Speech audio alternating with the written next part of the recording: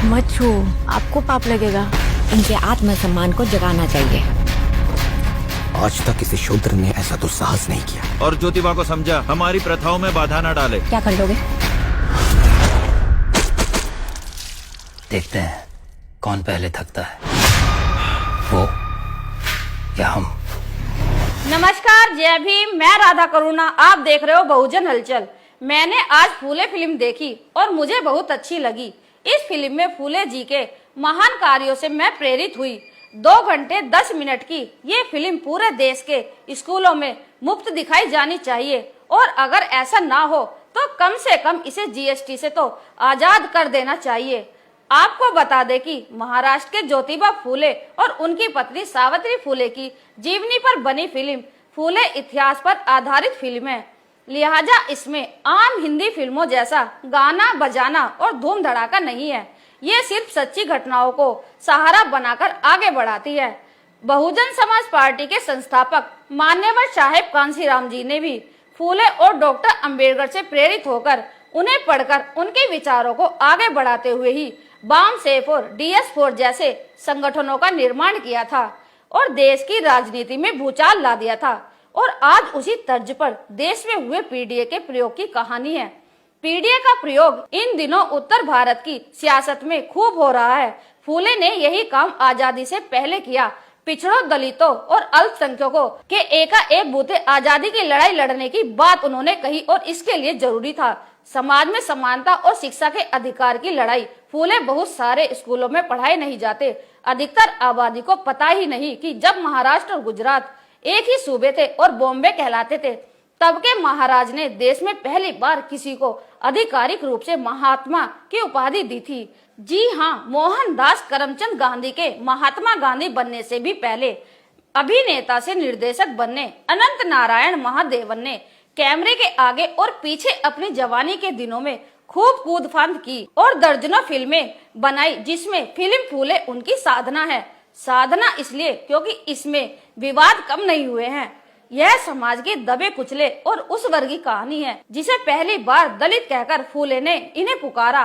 फूले दरअसल ज्योतिराव की जाति नहीं है। फूलों के किसान परिवार में जन्मे ज्योतिराव के पिता ने ये सरनेम अपने नाम के साथ राजा से मिली जमीन पर खेती करने के साथ रखा।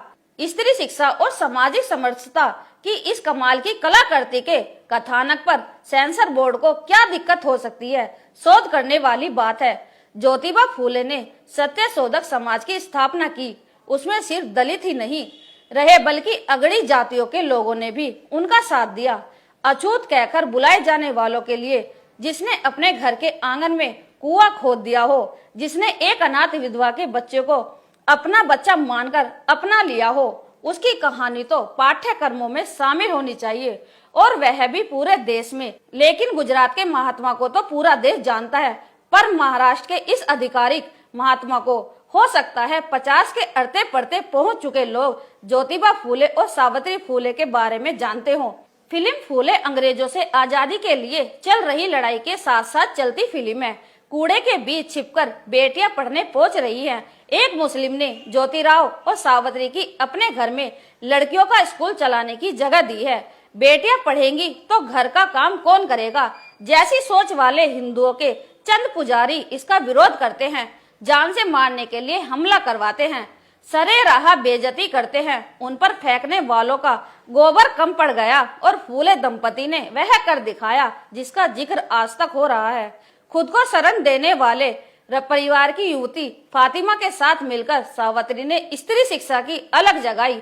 उनके ही स्कूल की एक छात्रा के निमन से दलित साहित्य की नींव पड़ी। दलितों की शादी में फूले ने खुद ही मंत्रोच्चार करके यह भी जताया है कि वर्ण व्यवस्था का आधार सामाजिक से अधिक आर्थिक है। यह एक ऐसी क्रांति की शुरुआत है जिसकी नींव उस शिक्षा पर रखी गई जो ज्योतिराव को उसके पिता ने बचपन में दिलाई।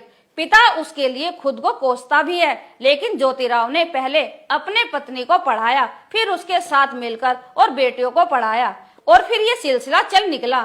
रही बात फिल्म के तकनीकी विस्तार की, तो अभिनय के मामले में प्रतीक गांधी और पत्रलेखा ने अपना सब कुछ इस फिल्म में झोंक देने की कोशिश की है। युवा ज्योतिबा के मुकाबले बुजुर्ग ज्योतिबा के किरदार में प्रतीक का काम प्रशंसनीय है। उनको अपनी एक खास मैनरिज्म का खतरा शुरू से रहा है, जिसमें हर संवाद वह बस एक ही ढर्रे में बोल जाते हैं। हालांकि जैसे जैसे फिल्म आगे बढ़ती है, प्रतीक का अभिनय किरदार के साथ समरस होता जाता है। पत्रलेखा ने अपने चेहरे के साथ जो भी प्रयोग किया है, वे इस फिल्म के सहज प्रवाह में शुरुआती दृश्यों में बड़ी बाधा बनते हैं। उनको सावित्री बाई के किरदार में स्वीकारने में समय लगता है। ऐसी कहानियों में किरदारों में कलाकारों का खो जाना बहुत जरूरी है। फिल्म के सहायक कलाकारों में विनय पाठक और एलेक्स और नील का काम अत्यंत प्रभावी है। 2 घंटे 10 मिनट की ये फिल्म पूरे देश के स्कूलों में मुफ्त दिखानी जानी चाहिए, और अगर ऐसा ना हो तो कम से कम इसे जीएसटी से तो आजाद कर ही देना चाहिए, ताकि हर कोई इस फिल्म को ज्यादा से ज्यादा देख सके। आपकी इस पे क्या राय है? कमेंट्स बॉक्स में जवाब जरूर देना। फिर मिलेंगे नई खबर के साथ। धन्यवाद। सब समान हो। The man with a mission, Jyotiba Phule. तो लड़कियों को पढ़ा के तुम क्रांति लाओगे? अरे क्रांति लाने का इतना ही शौक है तो देश के स्वतंत्रता संग्राम में जुड़ो। अंग्रेजों की गुलामी तो सिर्फ 100 साल पुरानी है। मैं जिस गुलामी से लोगों को स्वतंत्र करना चाहता हूँ वो 3000 साल पुरानी। सत्यशोधक समाज सबसे बड़ा उद्देश्य रहेगा कि किसी को शूद्र नहीं दलित कहा जाए।